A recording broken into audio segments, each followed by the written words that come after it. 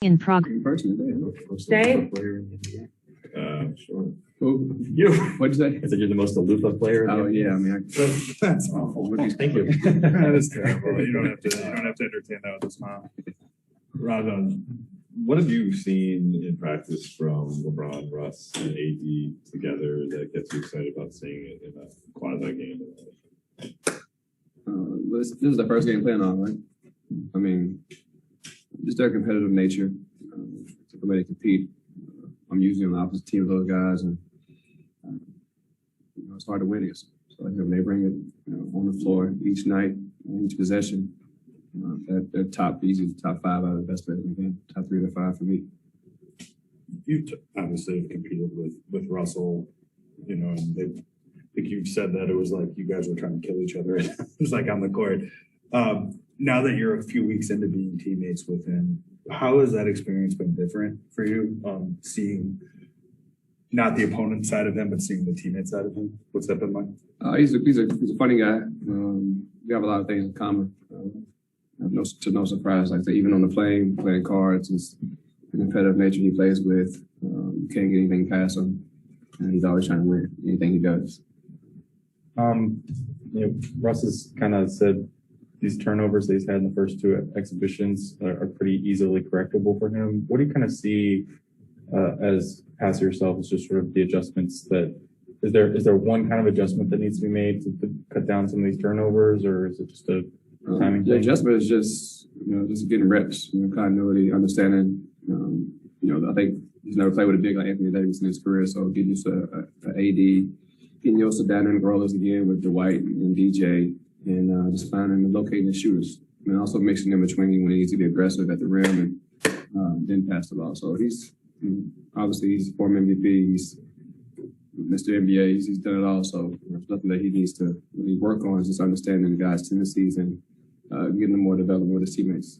A lot's been made about, yesterday being the 1-year anniversary of you guys winning the title. You've gone on quite the journey since. Yeah, so like then. 3-4 years ago. But what do you remember about actually leaving the bubble? Like when it was over and you could go home, and just driving again. You need to drive a car for about 3 months.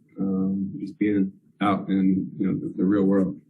Say that like it is a bubble, and I'm gonna say you take many things for granted, but being in that situation, there's so many things as far as some food to, like I said, being in the car again versus getting on the bus every day. There's a lot of different things you got to get back accustomed to in real world, but nevertheless, it was a great experience, and what a better way to leave the bubble than win a championship. Was there one thing that you remember, like being like, oh, I have to readjust to this thing? Like, what was like? I would say driving. I got back on the road. I think I drove from Orlando to Miami after we won the championship. So I'd say get on the road for 3 hours. Me being in the driver's seat going 120 was a good experience. Did you rent a car? No. Yeah. Statute of limitations is up anyway. Yeah, it's over. Yeah. If you guys are already dealing with a few injuries, I'm curious how the loss of Trevor and Taylor kind of affects the rotation. Just what it definitely affects it, but it's always been here as a Laker basketball, as next man up mentality. Obviously, those guys are still close to us around the locker room and continue to develop our chemistry off the court as well. So, nevertheless, it's part of the game. It's a long season, and we haven't even started yet. So, hopefully, we get those guys back pretty soon and get back to regular rotations. Do you know Taylor's growth over the last couple of seasons? I mean, did you feel like he was poised to take a leap? I thought I saw it within the bubble. When he used to be on the scout team, when he was out to be Russell and James during those series, he would destroy us. And, we got to see his talent where there was no plays called for him. He just got the ball and made plays. And for me, I think that was a turning point where I thought he would be a hell of a player. You either played with or played against everybody on this team except for Austin Reeves. I'm curious kind of what's been your take on him. He's played a lot. Fearless. He's been hitting the face more than any rookie in the league, I'm sure already. We got to give him a face mask for not be soon. But like I said, he's just fearless. He plays the right way.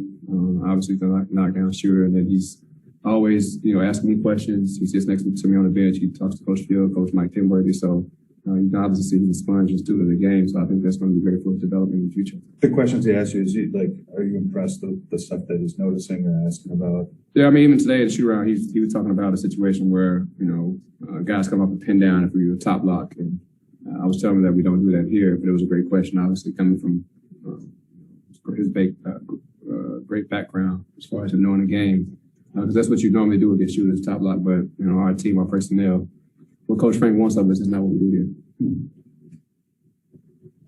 Thanks, everyone. Thanks, man.